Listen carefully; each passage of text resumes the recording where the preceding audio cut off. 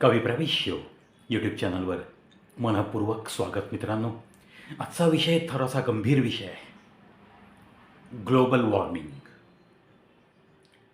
आपण म्हणतो global warming खूप मोठा धोका आहे, पण एवढं म्हणून आपण तिथेच थांबतो आणि हीच आपल्या संपूर्ण मानवजातीला एक धोका उत्पन्न करणारी गोष्ट आहे. जर आपल्यामध्ये जाणीव आहे की संपूर्ण पृथ्वीचं तापमान वाढतंय,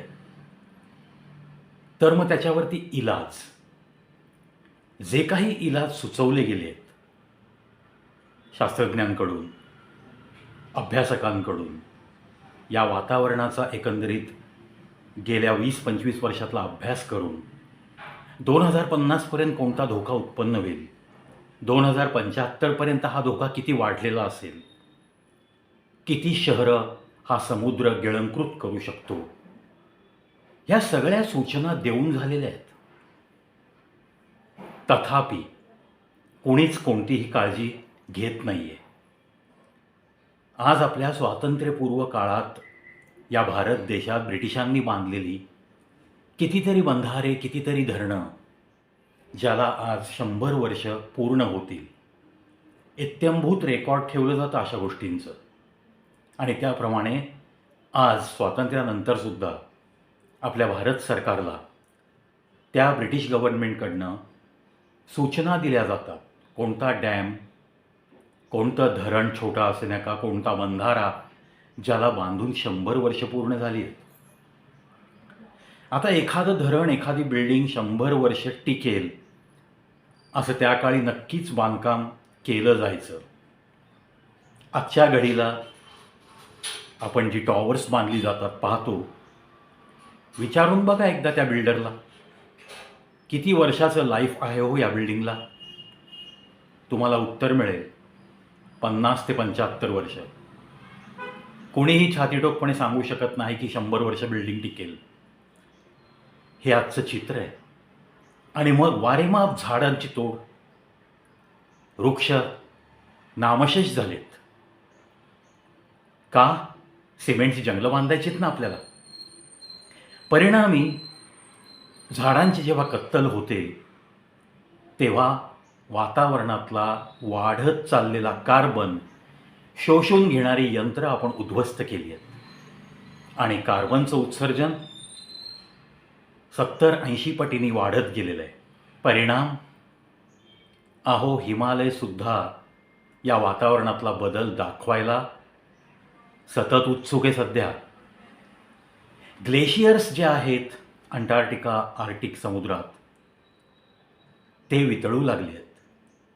हिमालयाची छोटी छोटी हिमशिखरं, ज्यांच्या वाचून आपल्याला जगणं अवघड होईल, ती हिमाच्छादित शिखरं पण वितळायला लागली आहेत. कारण 1.8 डिग्रीने सर्वसाधारण तापमान वाढलेलं आहे. आणि 2050 सालात हाच आकडा 3.8 डिग्री सेंटीग्रेडनी एकंदरीत तापमानात वाढ होणार आहे.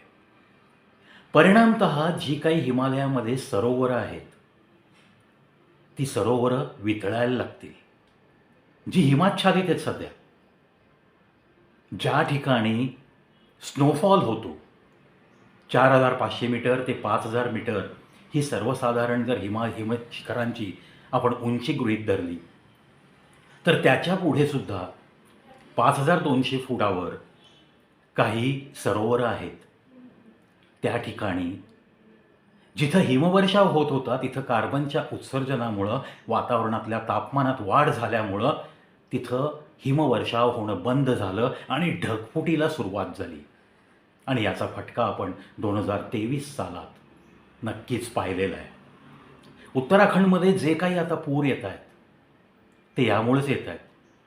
हिमालयामध्ये उंचावर असलेली ही जी सरोवरं आहेत, ती वितळायला लागली आहेत. त्याच्यातला पाण्याचा साठा, त्याचा एरिया हा वाढत चाललेला आहे. आणि नॅचरली त्यामध्ये पाणी जर मावणार नसेल, तर ते पाणी त्या पर्वत शिखरावरनं खाली येऊ लागलेलं आहे.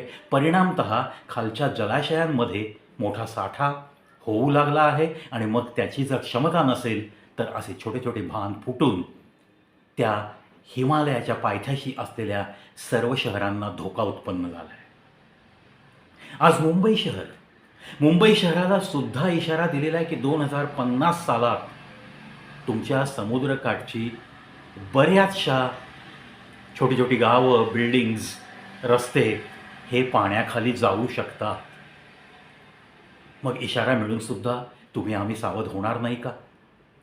ठीक आहे, आता इलेक्ट्रिक कार येत आहेत, इलेक्ट्रिक ट्रेन्स येत आहेत, कार्बनचं उत्सर्जन त्या ठिकाणचं कमी होणार आहे. पण एक सामान्य नागरिक म्हणून तुम्ही आम्ही किती ठिकाणी कार्बनचं उत्सर्जन करतो? आज मोठमोठ्या शहरांमध्ये कचरा गाड्यांचा हा एक संकल्प राबवला जातो आहे. परंतु जो काही झाडपाला, वाळलेला कचरा तो उचलून घेऊन जाण्यास ही जी वाहनं येतात ती कधीकधी येत नाहीत. यायला उशीर होतो आणि परिणामतः त्या नागरिकांना तो कचरा जाळण्याशिवाय पर्याय उरत नाही. नॅचरली कार्बनचं उत्सर्जन वाढलं आहे. शेतामध्ये एक पीक घेतलं, त्याची कापणी झाली, त्यानंतर जमिनीमध्ये असलेले किडे मकोडे सगळे जाळण्यासाठी, काही तण उरलेले असतात ते जाळण्यासाठी, पुढची नांगरणी सोपी व्हावी म्हणून त्या शेताचं रानसुद्धा पेटवून दिलं जातं. परिणामतः कार्बनचं उत्सर्जन. अशा या बारीक सारीक घटना आहेत. आणि त्यानंतर मग वृक्षतोड. झाडं कुठे लावायची? झाडं लावली बिल्डिंगच्या आसपास तर त्या बिल्डिंगला धोका आहे. झाडं तोडल्याशिवाय बिल्डिंग उभी राहत नाही. झाडी तोडल्याशिवाय मोठमोठे प्रोजेक्ट. आज मेट्रो कार शेड घ्या मुंबईमधलं, जो वाद सर्वसामान्यांना माहिती आहे की शेड कुठे पाहिजे होतं, किती झाडांची कत्तल झाली, त्या शेडला तिथेच का बरं जागा, वगैरे वगैरे हे प्रश्न आपण सगळे पाहिलेले डोळ्यांनी. पण या ग्लोबल वॉर्मिंगकडे थोडंसं आपण सगळ्यांनी सिरियसली पाहिलं पाहिजे. जाणकारांनी जे काही आपल्याला सुचवलं आहे त्याप्रमाणे सामान्य माणसांनी थोडंसं वागणं बदललं पाहिजे. वृक्ष लागवड फक्त अनाऊन्समेंट्स होतात उन्हाळ्यात. आज सांगितलं जातं 5.5 कोटी वृक्षांची आपल्या भारताला गरज आहे. अरे पण हे जेव्हा तुम्ही अनाऊन्स करता तेव्हा जिथं कत्तल होणार आहे ती वाचवण्यासाठी काय केलं? किंवा नुसतीच झाडं लावायची का? आता सीड बॉल्स फेकणं, ट्रेकिंगला जाताना काही मुलं मुली सीड बॉल्स करून घेतात आणि आपल्या जवळ ठेवतात सॅकमध्ये, आणि जिथं पर्वतरांगांमध्ये ते फिरायला जातात त्या ठिकाणी ते सीड बॉल्स टाकली जातात. पावसाच्या पाण्याने नॅचरली जेवढी म्हणून झाडे उगवतील. चांगला कन्सेप्ट आहे, काही हरकत नाही आहे. ह्याच्यामध्ये सुद्धा जागृती नक्कीच व्हायला पाहिजे. काही ग्रुप्स आहेत, झाडी लावत आहेत, जोपासत आहेत. झाड लावणं सोपं आहे पण ते जोपासलं सुद्धा पाहिजे. ग्लोबल वॉर्मिंग सिरियसली घेऊयात. ज्या काही उपाययोजना आपल्या सामान्यांपासनं ते राष्ट्रीय पातळीवर ज्या काही योजना करता येतील त्या करण्यासाठी प्रत्येकाने झटलं पाहिजे.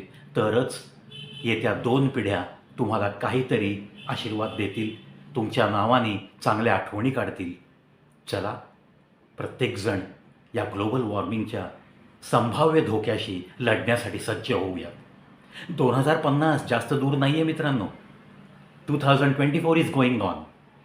म्हणून वेळ कमी आहे आणि आपल्याला जास्तीत जास्त जागरूकता निर्माण करायची आहे. असे व्हिडिओ हजारो लोकांमध्ये शेअर झाले पाहिजेत. याच नम्र विनंतीसह थांबतो. प्रत्येकाची जबाबदारी आहे. देशानेच केलं पाहिजे, माझ्या राज्यानेच केलं पाहिजे, माझ्या जिल्ह्याच्या कलेक्टरनीच केलं पाहिजे, प्रशासनानेच केलं पाहिजे, त्यांनीच झाडी लावली पाहिजे, त्यांनी जोपासली पाहिजेत. या विचारातनं थोडं बाहेर येऊयात. आपण एक नागरिक म्हणून आपलंसुद्धा काही ना काही कर्तव्य बनतं आणि त्या कर्तव्याशी एकनिष्ठ राहून जेवढे म्हणून प्रयत्न करता येतील तेवढे नक्की करूयात. जय हिंद, जय भारत.